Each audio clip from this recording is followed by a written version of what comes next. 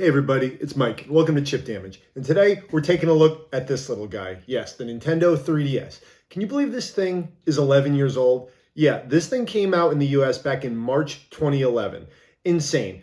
And in that amount of time, the 3DS has sold just about 76 million units. Sounds like a lot, but it's actually one of Nintendo's least sold handhelds at the end of the day, selling less than the Game Boy Advance's total 80 million units, the combined Game Boy units of 118 million, and way less than its direct predecessor, the Nintendo DS, which sold an insane like 154 million units.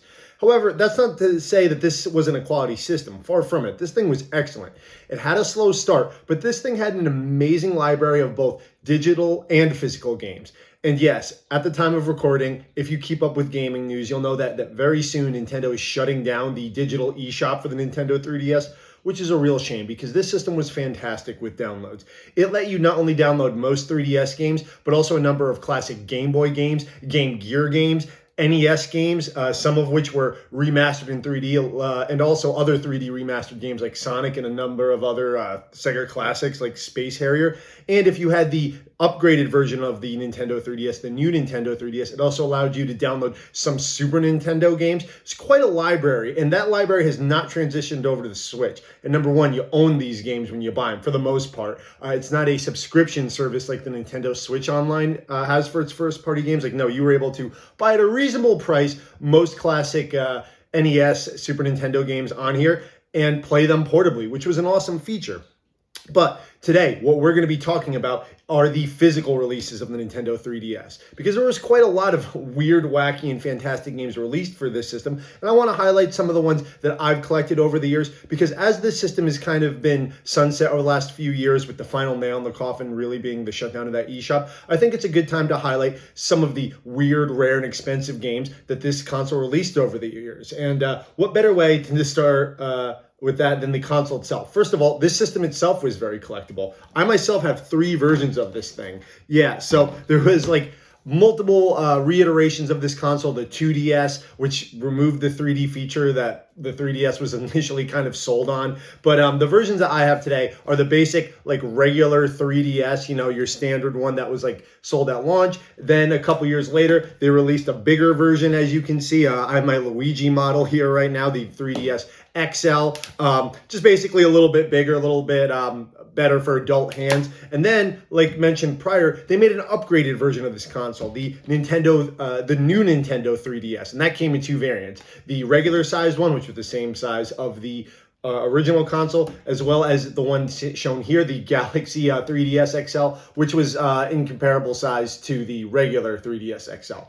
The new 3DS is the latest and greatest version of the console. For those who don't know, it allowed you to play some exclusive games, the mainline title being the re-release of Xenoblade Chronicles for the 3DS, and it also ran some other games at better frame rates, most famously Hyrule Warriors on 3DS and a few others. But the big thing, like I mentioned prior, was the fact that this version, the new Nintendo 3DS, allowed you to play some downloadable Super Nintendo games. So if you're looking to go and get this console for a collector's sake and you weren't sure which version to get, I would strongly suggest the new Nintendo 3DS model, particularly the XL version, because it's bigger, it's got a nicer screen, and for adults, it just, you know, it'll fit better in your hands. But enough about the hardware. Let's jump into some of these games, shall we? And like I said, this is a console that had a ton of games on it. I'll only be going over a small portion of what I have here because there were so many great collector's editions and limited releases for this console, and I'll have to make a future video in the future. But if you have any suggestions that you don't see here today or games you want me to cover, please let me know in the comments below.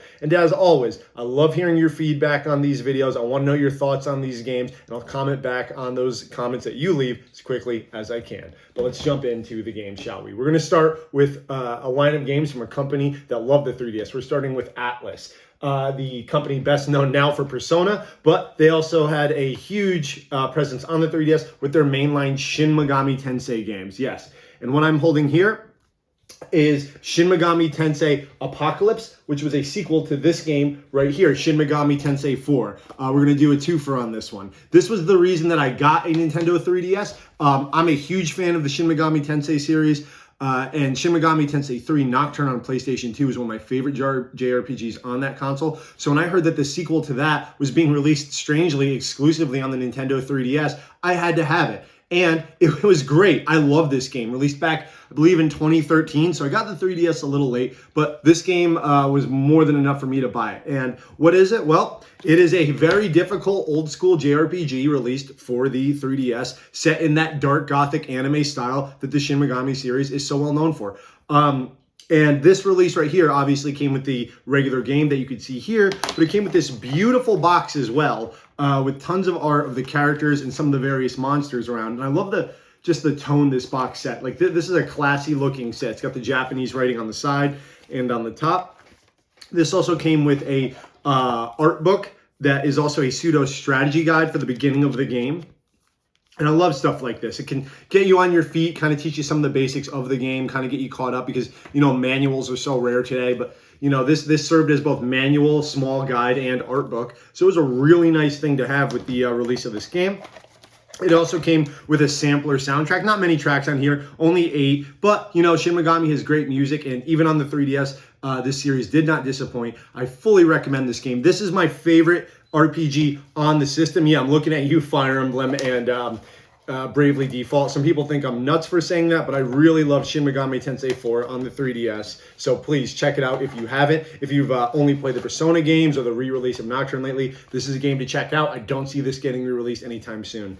But this game had a pseudo-direct sequel, the previously mentioned Shin Megami Tensei 4 Apocalypse. This game came out a little bit later in the 3DS's lifestyle. I want to say late 2016, early 2017. And there wasn't a huge amount of marketing for this in the 3DS of exactly what it was. But it is basically set in the same world as Shin Megami Tensei 4. You play as a different main character, but you interact with the characters from the first one. And it's fantastic. Whether it's better or worse than the original, the mainline game, it's hard to say, but I really enjoyed this. And if you're a fan of that last one, you got to check it out. And there's some surprises and cameos that you wouldn't see coming in this game.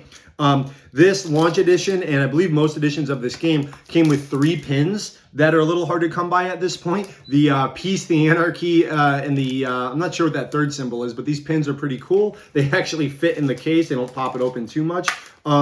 But yeah, these are 2 of my absolute favorite JRPGs on this system, and I suggest you check them out. These are both going for a pretty penny, but even in the regular edition shown here, this game in particular, Apocalypse, is getting harder to find because, like I said, it was a slightly later release, and there wasn't a ton of marketing for it. And Shin Megami games and Atlas games in general are highly collectible. Most people ask me why. It's because people who buy these games are JRPG enthusiasts. They're not going to sell them. They keep them. People like weirdos like me, when you buy these, we keep them because they're like books. You don't throw books out once you read them. There's stories. You might revisit them. So people always asking why are JRPGs so collectible? It's because the fans keep them. But we must move on because there are a number of fantastic Shin Megami Atlas games on the console. Another one is this remake right here, Shin Megami Tensei Strange Journey Redux. Now this game is going up in value quite a bit because yet again, it's a later life 3DS title that didn't have a lot of marketing and it's a very beloved title. Now this is a remake of a 3DS game called Strange Journey. It's a Shin Megami spin-offs of the main series set in Antarctica. Crazy story, Black Void opens up. There's some cool armor in this. This is an enhanced 3DS version that I seriously suggest you check out if you're looking for a challenging old school RPG. Maybe not to the scale of Shin Megami Tensei 4, but still very solid and worth your time. This game is not super expensive yet, but I've seen it gone up in value. And it's just something that's not generally talked about because it came out and went quick, but something you should check out. Strange Journey Redux, Shin Megami Tensei on the Nintendo 3DS. Something that is being talked about a little bit right now is the remake of this title right here, Shin Megami Tensei Devil Summoners Soul Hackers. Yes, now, this game just recently got an announcement trailer for a remake coming out on multiple systems, I believe Switch and downloadable for PS4 and PC and all that. And this game itself, the 3DS version, I believe is a remake of a Saturn title that was only released in Japan. So this game has been released multiple times, but for a while, this one was kind of hard to find on the 3DS, and it still warrants a pretty penny. And the edition that you see here obviously comes with the game, Shin Megami Tensei Soul Hackers, which unfortunately I haven't had much time to dive in myself. But I will be with that new release. I mean, these games are long, and I know I'm in for a difficult trip with it. But this edition here comes with a sampler soundtrack. Yet again, very cool to have. Shin Megami always has good music. So if you're looking for a way to play this game before it gets re-released, maybe a little bit more of a different flavor of it in a portable sense, check it out on 3DS. That's Shin Megami Tensei Soul Hackers, Devil Summoner. the collector's edition with the soundtrack. Worth checking out. The next two titles are 3DS exclusive, and I don't see these getting ported anytime soon. And these are getting pretty collectible, and those are the Persona Q games. Yes, the first one, the Persona Q Shadow of the Labyrinth. Now, these games are not developed by Atlas exclusively. They also are co-developed by, I believe, like Etrian Odyssey developers, if you're familiar with those. The JRPG like strategy dungeon crawlers on the 3DS. And what these are is they are like dungeon crawling strategy RPGs that bring together, this one in particular, the cast of Persona 3 and Persona 4, in a very different style of game where everyone is chibi and like they're just, it's like fun little interactions between the new and the old characters and some characters introduced in these games. And it's definitely for fans. Like it is an JRPG fans RPG. And this edition in particular comes with obviously the game with a very nice cover with the chibi cast of Persona 3 and 4 on there. Along with, of course, you got to have the soundtrack, another sampler soundtrack. You have the protagonist of Persona 3 on the front and Persona 4 on the back. You have some tarot cards, like Persona. If you've seen some of my other collector edition videos, you'll see that Persona loves adding tarot cards, into their collector's edition, because, you know, that's what the Personas are all based on. And they're really nice. I'm glad they do it. It's like a level of consistency. These are particularly nice. Try to keep these nice and fresh by keeping them in the plastic as long as I can. And don't want to ruin these, so I'll put them back right away. And of course, another art book. You know, that's kind of the going thing for collector's editions, isn't it? You know, soundtrack and art book for JRPGs. And I love that. Very nice. And it has a nice case for your 3DS, where it has the logo of the game, very psychedelic coloring on the front, and the whole cast on the back. Love that. Very cute. And if you're a Persona fan, I wouldn't pass this one up. I wouldn't exactly play this for the gameplay myself. I'm not a huge fan of the way they did things. However, the interactions between the characters of these two separate kind of games, like these two separate, like Persona 3 and 4 crossing over, it was very cool. I mean, they do it in the Persona fighting games, but this was definitely a bit more, a bit more of that. So it was a cool way to see some beloved characters come together. Apparently, it was so beloved that they decided to do a sequel, and it's one of the last released mainline 3DS games, and that is Persona Q2, the new Cinema Labyrinth, which brings in the famous Joker and the rest of the Persona 5 cast, joining the Persona 3 and 4 cast in another dungeon crawling adventure. Like I said, this was a very interesting release. This game came out very late in the 3DS. It's one of the last games, major releases for the console physically. There was a few other re-releases after this physically for the 3DS, like the Bowser's Inside Story remake, Kirby's Epic Yarn, as well as one or two others, Luigi's Mansion. But this was one of the last big exclusive physical releases for the 3DS.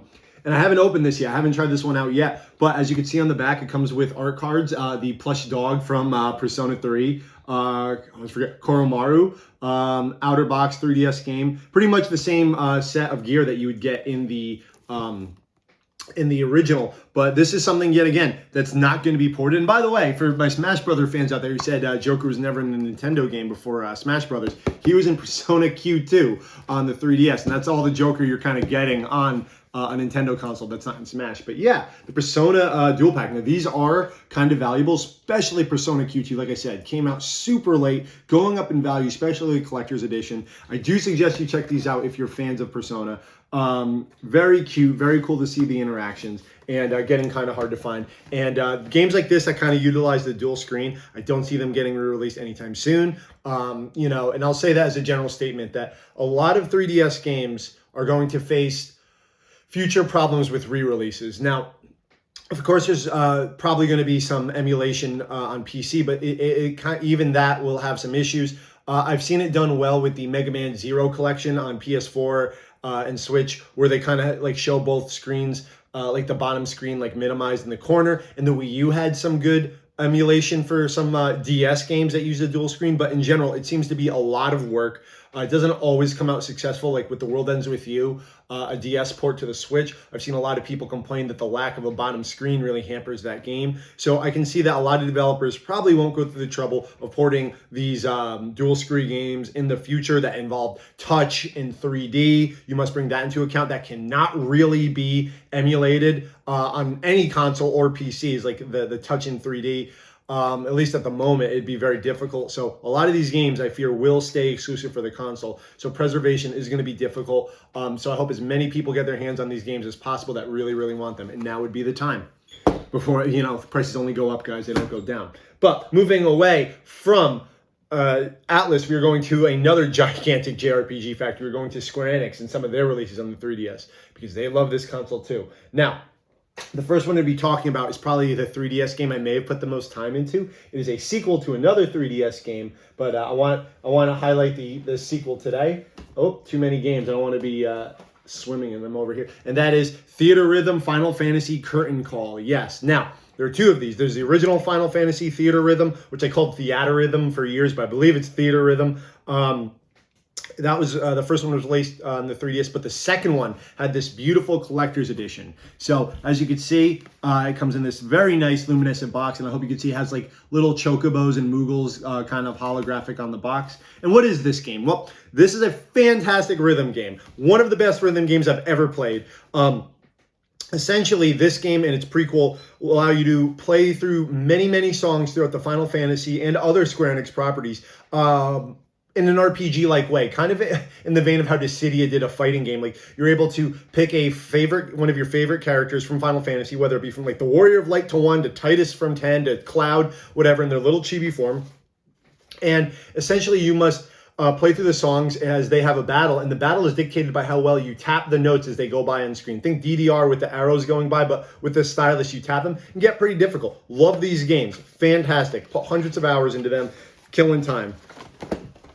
And must say, before we go any further, that the eShop is closing soon. These games came packed with a ton of songs, but for Theater Rhythm 2 in particular, there's about 100 downloadable songs or something like that. It's like a couple $100 worth of DLC that I downloaded over months and months and months.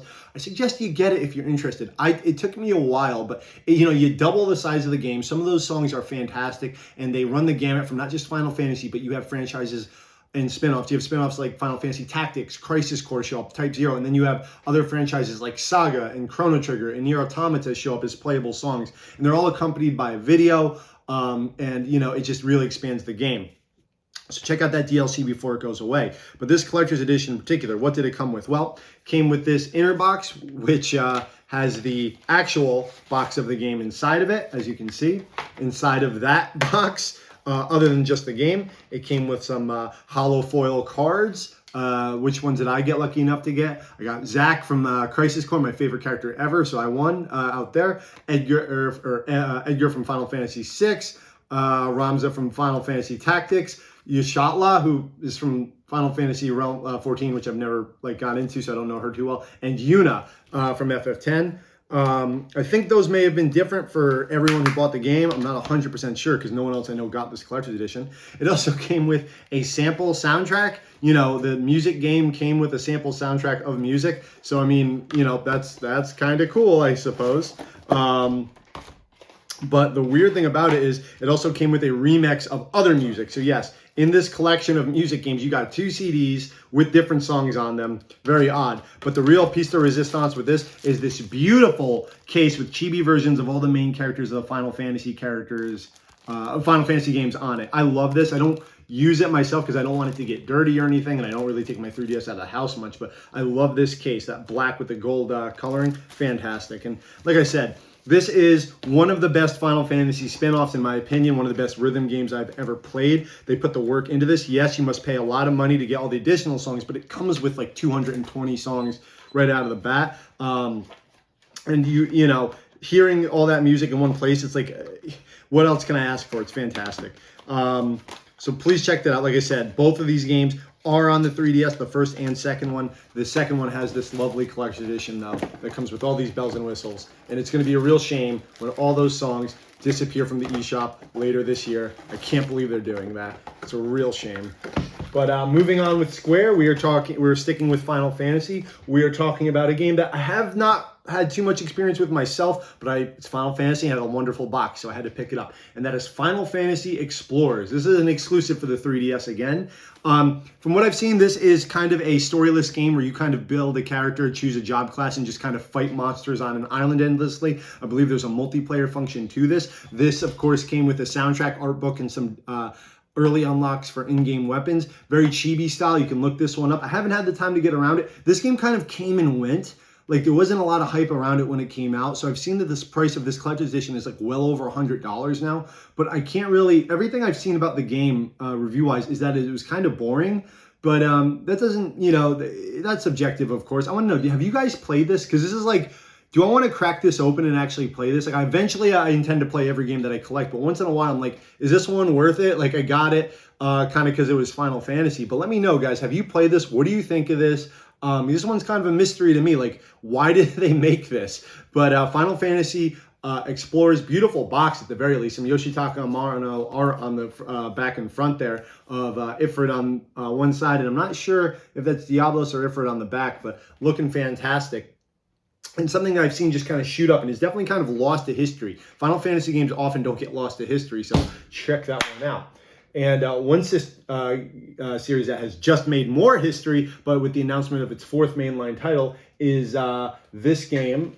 Oh, let me grab that real quick over here. And that is Kingdom Hearts 3D, Dream Drop Distance. Yes. Now, this game has been re-released on mainline consoles, PS4, Xbox One, and a cloud version for the Switch. But the original version of Kingdom Hearts 3D was on the 3DS, released back in 2012. Another big reason I wanted this console. So, I've seen the value of this shoot up, of course, this collector's edition here, because it's Kingdom Hearts, and Kingdom Hearts is highly collectible. But what is this? This Mark of Mastery edition, which is a money name, fantastic name. Well, let's open it up. Has that nice slipcase, and you see this nice black cover with kind of holographic Mickey and Kingdom Hearts symbols all over it. And has a magnetic box. I always love me a good magnetic box. Comes with the game itself, of course. Great game. Definitely, I won't lie. I prefer the version on home consoles, but you know, if you want to play in its original, like why it was called Kingdom Hearts 3D, this would be the way to find out by playing the original 3DS version. And in that box is this little like postcard holder, which guess what, holds postcards, art cards as they were. And since this was the 10th anniversary of Kingdom Hearts, it goes to the series. You have pictures of Kingdom Hearts 1, 2, 3, Chain of Memories, what have you. Well, not 3 at the time, but the HD remixes, the mobile games that they force us to play to fully understand the story, Recoded, 358 Days Over 2, Birth by Sleep, one of my favorites. All these very nice little pieces of art, Birth by Sleep remix there. This also came with a original 3DS holder, so it only works. This only fit the smaller original 3DS, but it's still very nice. Got that Kingdom Hearts 10th anniversary logo on it. Like I said, these are pretty collectible because what Kingdom Hearts game isn't collectible? And on the box itself, which is quite lovely, there, if you remove some of the holdings, which I'll do, you have the fantastic artwork of Nomura on the back, that classic Kingdom Hearts art. And it's really a lovely package, and it's all wrapped up in the box with that 10th anniversary of Kingdom Hearts symbol on the back. And yeah, Kingdom Hearts, like I said, the day of this recording, they announced Kingdom Hearts 4, which came faster than expected. And, you know, Kingdom Hearts is... I just can't get too hyped about it. Like, I'm going to buy it, I'm going to love it, but I feel like it is just so far away from release. Like, you know, we got that Kingdom Hearts 3 trailer like 6-7 years before Kingdom Hearts 3 actually released. You know, this game came out in 2012, and it was kind of like called Kingdom Hearts 3D to kind of, you know, prep you for Kingdom Hearts 3, and this came out in 2012. Kingdom Hearts 3 came out in 2019, so you still had to wait 7 years to play it. So it's cool that they announced 4 already. We ain't getting that game anytime soon. Let me tell you guys, I have that feeling it's gonna be a while. So don't get too excited. But yeah, that is, you know what? Sometimes the packaging for these just don't agree with you, but today it did.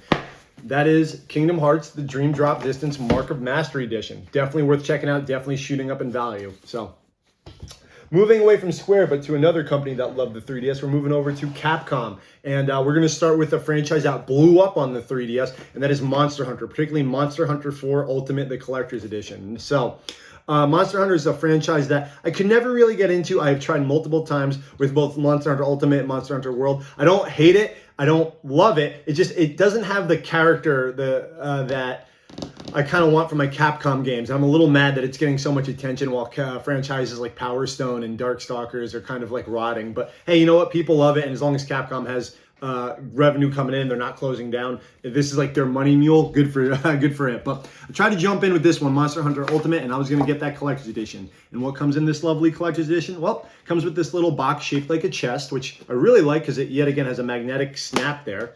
And when you open up that snap, you got a couple of goodies inside. So, of course, you get the game itself, Monster Hunter 4 Ultimate. Very good-looking game on the 3DS, I must say that. Like, I was impressed with how big and varied the environments were in this game. And this was like when Monster Hunter really started picking up in the US. Always big in Japan, but not so much here. Comes with a cloth map of the game world, which is a little hard to see. I'm not going to unfurl that because it'd be impossible to get in, back in. But it comes with a Monster Hunter lanyard with symbols, kind of like emblems of some of the monsters that you fight in it. Like a lanyard, sure, why not? It comes with a pin, a Feline Series 1 pin. I get not familiar with the character. Maybe it's one of the cats that help you out throughout the game. I forget what they're called at the moment. And it comes with a Gore Magala figure, which you have to kind of assemble, but it comes with like this nice base. I have assembled it before. It's a pain to get back in and out, but you can kind of see it on the back of the box there. So I gotta say, all in all, not a bad collector's edition. Between the figure, the lanyard, the map, all that, nice little set. I'm glad I got it. This was a Monster Hunter that I probably put the most amount of time into trying to jump into the series, but I don't know, guys. Monster Hunter, it ain't my, I love, Capcom is probably my favorite video game developer right now. But they just can't hook me with Monster. I'm a Resident Evil, Devil May Cry, Onimusha, Mega Man fan, Street Fighter, obviously, all that jazz. And I just feel like Monster Hunter lacks a little bit of the personality. Like, it has soul, don't get me wrong, but not as much as their other titles. Like, I feel like this is more of like almost an MMO, like where like the design is there, but it's just, it's missing a little bit of the magic. But let me know, am I wrong? What is the draw of Monster Hunter? Know that like I've given it a shot, but like, how should I look at Monster Hunter? Where is that characterization? You know, like, let me know. What are your thoughts on Monster Hunter and its booming popularity over the world over the last couple of years? Please let me know. But sticking with Capcom and going to a franchise that I just mentioned, we are going over to the Mega Man Legacy Volume 1 collection on the 3DS. Yes, now, you can get this collection on everything under the sun, from the PS4, the Switch, the Xbox, Steam. But why would you want to get the 3DS version? Well, this is one of the earlier versions released, and it is a collection of Mega Man 1 through 6, some of the best platformers on the NES, easily. But this edition was kind of cool because what it came with is what you see right here, this golden Mega Man amiibo. And this you couldn't get any other way. Like, you couldn't buy it individually, and it's highly collectible. This edition, this amiibo, this is going for over $100 now. And while I would say, like, I prefer to play this on, you know, a TV screen, if I'm on the go, this is not a bad way to play it, and that little golden amiibo is pretty cool. There was some downloads as well. There were some stickers for this, some challenges that you can only get through that amiibo. You can also get that using the regular Mega Man amiibo, which is the same figure but colored blue. But if you want to get all those amiibos, you got to get all them bows. You're a big Mega Man fan, you're a big Capcom collector. This is getting up there in price, so now is the time to get it if you could still find it. These are actually kind of hard to find at the moment. But that is the Mega Man Legacy Collection. It's really Volume 1 because it came out with the Volume 2 later. But not on 3DS, strangely, on the Nintendo 3DS. So check it out. Got to get that golden bow. And on the note of Mega Man, let's talk about one game that featured him in his big debut. Now this, as I can barely reach it, is a game that is not super rare. It's probably the most common game on the console. But I just want to bring up Super Smash Bros. For 3DS real quick. What some people forget is that this game is not a direct port of the Wii U version of the game. It has the same roster, but some of the stages are very, very different. Some of the single-player content is very, very different. And some of that is going to disappear when the online shops go down. So please check out, get this version, and get all that DLC before that happens if you're a Smash Brothers collector. But when I picked up this game, I got this at a midnight launch in the New York Nintendo World store. And it came with an edition, some exclusives for me getting it that night at launch. I just want to highlight here now, because these are pretty collectible as well. The first thing they gave is this very cool, it's got a little dirty now, is a towel banner. Saying settle it in Smash for 3DS and Wii U. And, you know, it's kind of cool. Like, only people who were in that line that night, and there were quite a few, but not that, you know, only a couple thousand got these. And these have been kind of collectible, even though it's an old towel. It's kind of cool to have, kind of gives it that fighting sensibility. Feels like a boxer's towel or something. And it also came with this guy right here, which I will take out of its case if I can without ruining it. That is a coin with the Smash logo on it, which I always thought was like the number 4 for some reason, but it's supposed to be like the corner of the windowsill from Smash Bros. 1.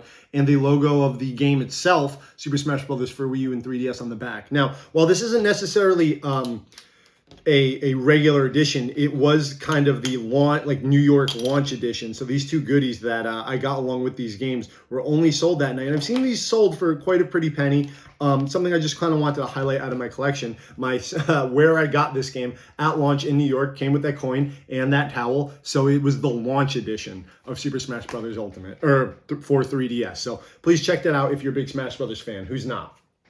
But sticking with some of Nintendo's biggest franchises, here's a well-known collector's edition that's going up in value, and that is the limited edition of the Majoras Mask release on the 3DS. Yes, so what is so beloved about this? Well, what is so sought after? It comes with, as you can see through the box, this wonderful figure of the Skull Kid from Majora's Mask, a beloved character. Now, this game was highly demanded by fans. I believe it was called Operation Moonfall, following the fan campaign of Operation Rainfall, which brought some JRPGs to the Wii.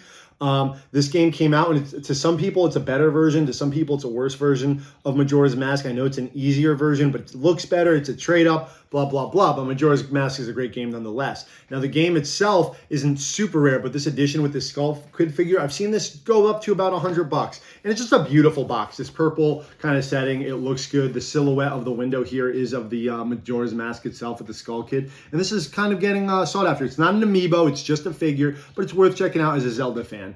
Great game, doesn't get enough love, and this version is probably not getting released anytime soon because Nintendo hates money. And speaking about them hating money, it took them long enough to release one of their best franchises, and that is this game right here, the Metroid Samus Returns Collector's Edition. Now, this came out yet again, very late in the 3DS's life cycle. It's a very famous game. It came out after the Switch was out in late 2017. It was the first Metroid game where you play as Samus in years, since Metroid Prime Other M, which I believe launched in 2010, so it was like 7 good years. You had Federation Force in the center of that. Between that, it doesn't count. People wanted this. This game is good, made by Mercury Steam, the guys who also made the Castlevania Lords of Shadow series, which the first one is really good, and the other one, part 2, is terrible, and Mirror of Fate somewhere in the middle. But they did pretty good with this one, I must say. Now, this game sold out in general pretty quick when it came out, but this collector's edition was not much, but it was kind of cool. It came with the outer box, and when you slide out of that, yet again, gotta have the soundtrack. That's kind of the only bonus that it had, but people really want that. One thing I do want to note about this game is that it has a wonderful reversible cover, which is an homage back to Metroid 2. But yeah, Metroid 2 Return to Samus, which is this game is a remake of, but they gave it this reversible cover that looks like an OG Game Boy case. I love stuff like this. It shows attention to detail, and this game ended up being pretty solid. It was our last Metroid game for a while until Metroid Dread late last year, middle of last year. And this game, yet again, I don't see this getting re-released. It had a lot of touchpad stuff.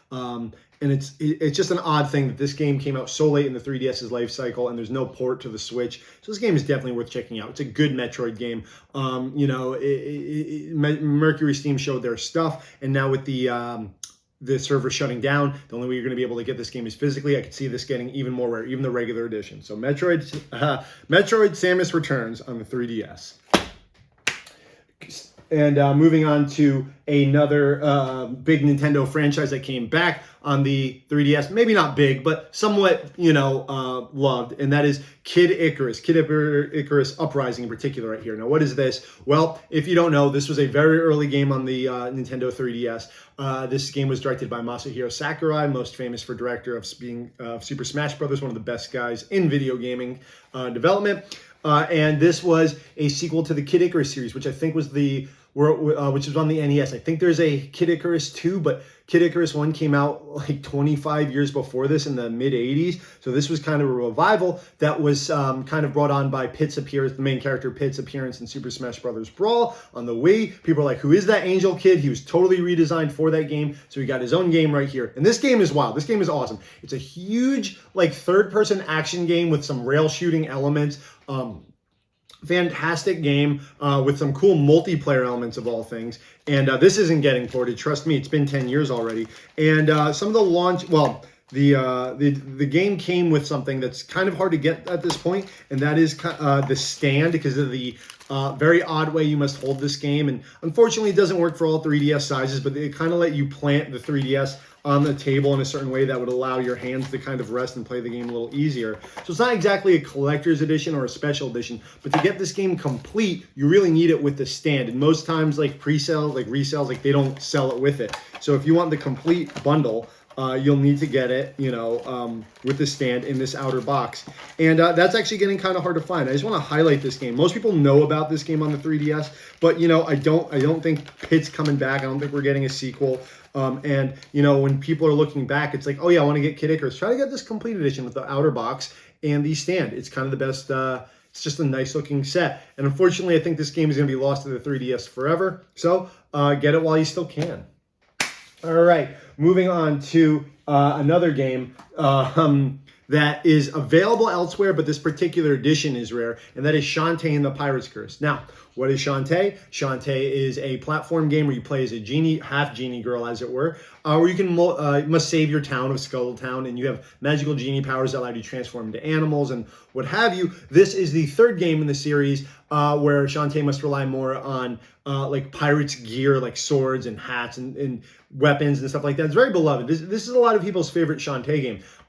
This game was originally digitally released on the 3DS and then later got a physical release, which is what I'm holding here. Very limited, not talked about, and this is available on many consoles. However, this edition is quite valuable. It's going for over $100 at this point. Physical versions of Shantae games are always rare because it has a very dedicated fan base, and it's not a huge franchise. So there's not many copies struck of like any physical versions of this, despite the series' kind of booming popularity with Shantae, Seven Sirens and Half Genie Hero before that. But this game here, the third one, Pirate's Curse, was released physically on the 3DS, and it's going to be the only way you're going to be able to get this on 3DS very soon. It's already expensive. So if you're a big Shantae fan and you want to pick up a physical version of it, now is your last chance before it gets astronomically expensive. Shantae and the Pirate's Curse going for $100 already on the Nintendo 3DS.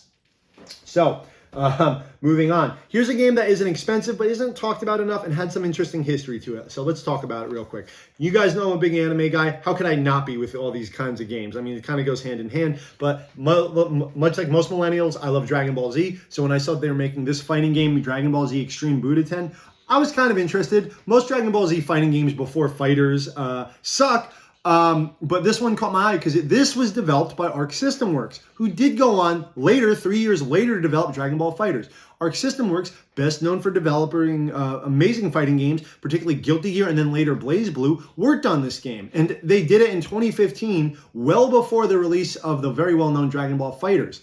And, that caught my eye. It was very strange that this fantastic fighting game developer was going to make a Dragon Ball Z game only on 3DS. So I picked it up, and guess what? It's solid. The roster is small, but for a portable fighting game, it is really good. And it would obviously go on to lead up to Dragon Ball FighterZ being developed by Arc System Works in 2018, being released in 2018. This game is still common, but it is something that I do suggest to Dragon Ball fans and fans of Arc System Works fighters and just like fans of fighting game history, Dragon Ball history. It had a very odd pre-order bonus in the US. It had a download code for the 3DS for a Super Nintendo game that was never released in the United States. It was Dragon Ball Z Super Budoten 2 for the Super Nintendo, which you were allowed to download on your 3DS with that code, and it never became available to the public. And it is fully in Japanese. I have it because I pre-ordered this game. Unfortunately, you just can't get that pre-order bonus anymore. It's a Super Nintendo game that is not in English, so it's kind of hard to play. It's not fantastic, but it was a neat giveaway that you can't get anymore. But regardless, you should still get this game if you kind of want to see what led up to the fantastic Dragon Ball FighterZ. So yeah, Dragon Ball Z Extreme Budoten on the 3DS, made by the Guilty Gear team of all things. So moving on to some other licensed games. Very licensed games. We're going to be talking about the Project Cross Zone games. Yeah, Project X Zone, Project Cross Zone. It ends up being Project Cross Zone, just like how it's Street Fighter Cross Tekken for that game instead of Street Fighter X Tekken. What are these? These games are too good for the 3DS. Like any other console, this would have been like the highest selling game in Japan. So what these are is this is a strategy RPG, kind of like a grid-based strategy RPG that uses characters from Sega, Capcom, and Namco all crossing over. Sega, Capcom, Namco, having some of the greatest greatest characters in video game libraries of all time. And they are all brought together in this very wacky, very referential, like tactical RPG. Now, the game itself is just okay, but the fact of the matter is, like, look at this cover. Like, you could just have Kite from Dot Hack and Dante and Jill from Resident Evil team up with like Akira from like Virtual Fighter and Ooh La La from Space Channel 5. It was insane. The roster is insane. They weave it together in this very odd story. It has some charming sprites. It's not really a side scroller, but the sprites that they use in the turn-based battle look really good. They're good representations of the characters. This game bombed in the US. It didn't sell a lot of copies, but it's still very cool. It did have this lovely collector's edition that came with, guess what, this soundtrack, or a sample soundtrack disc yet again. And, there's not much to say on that. It came with another art book, which is very basic, kind of just shows all the characters and kind of like their key art, but it's cool to have. And that's kind of it. The soundtrack and art book, the standard affair, like I said, for Japanese games, collector's editions. But yet again, kind of hard to come by.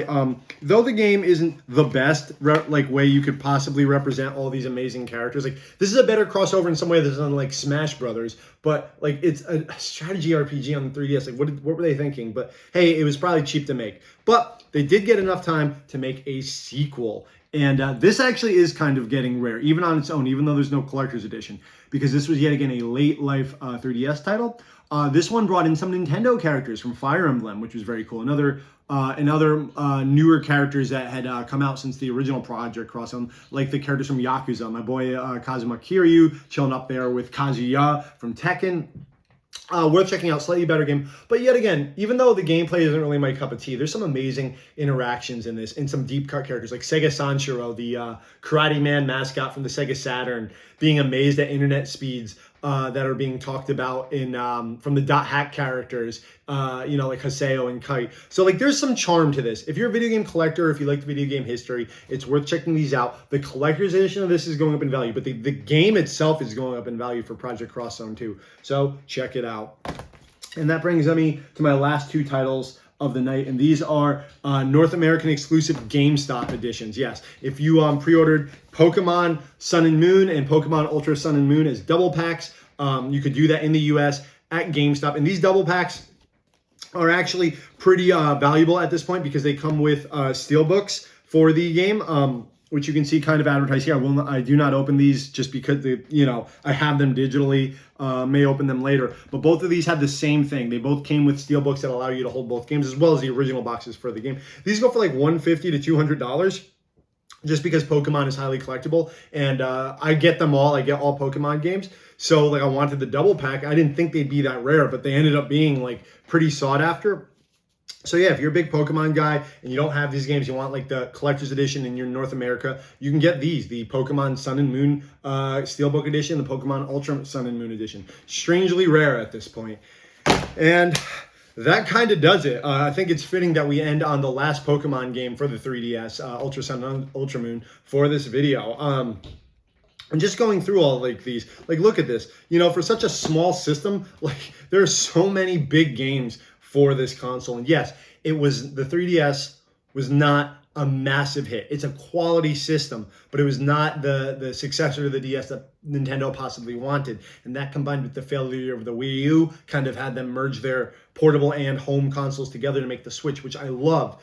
And it's a fantastic system. It might end up being Nintendo's best-selling console of all time. Already is the best-selling home console of all time, if you count it as a home console. But I feel bad for the 3DS as kind of the last made for exclusively portable systems. Yes, you have the Switch Lite, but let's be real, that's just like a scaled down Switch. The Switch is, in my mind, is a portable system second and a home console first. The 3DS was made to be exclusively portable. So in a way, this is the last Game Boy, guys. It's kind of nuts. The Game Boy being around forever kind of came to its head in this.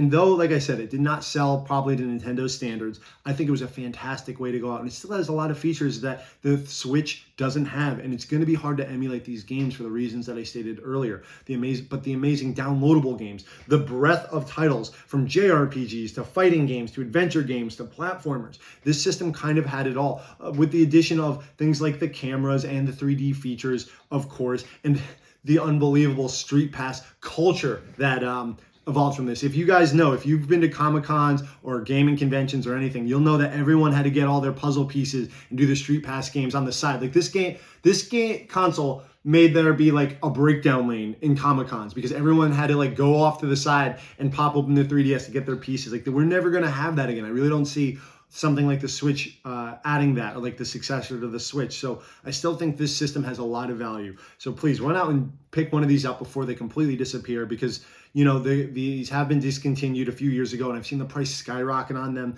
And now with the eShop going down, it's going to be really hard to find some physical titles. Please grab a 3DS if you're interested. Download those games while you can. You only have a little bit of time left. Download the updates, because it's really sad to see one of the last truly portable gaming consoles go out.